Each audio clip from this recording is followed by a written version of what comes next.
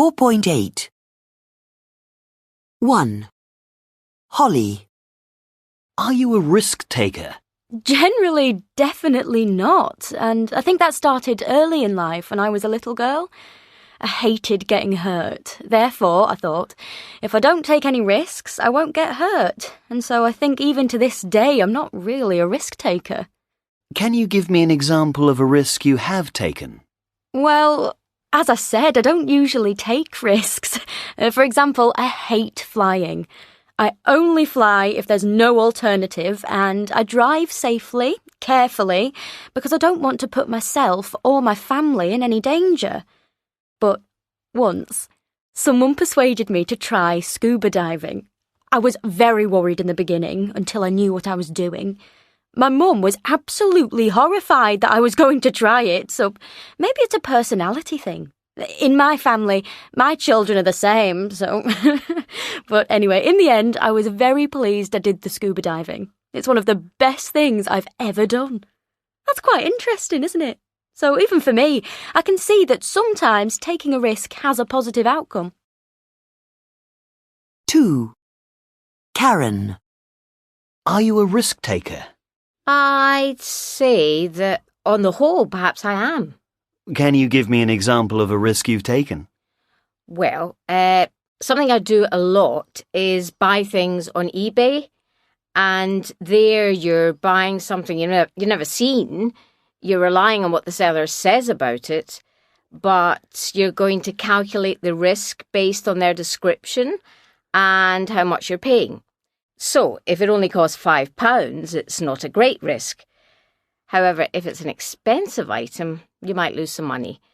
But I reckon that's something that most people take a risk on now.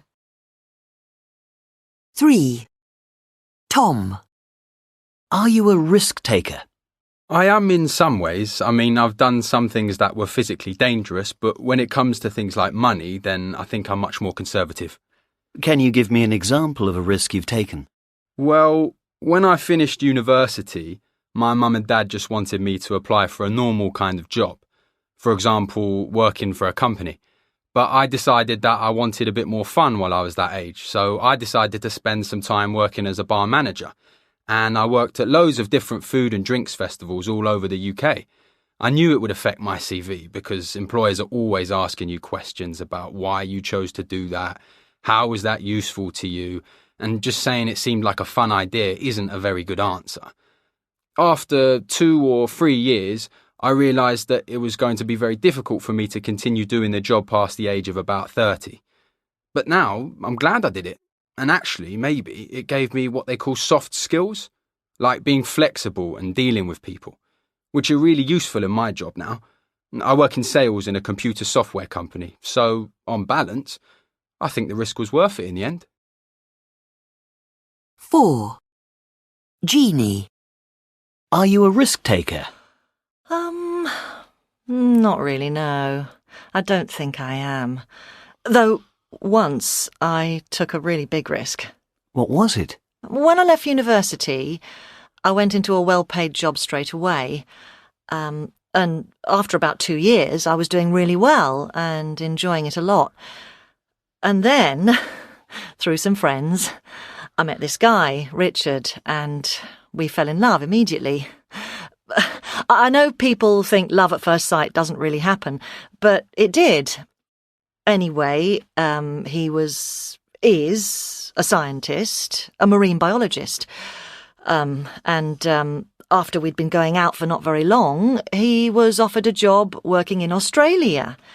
And he said, "Come with me."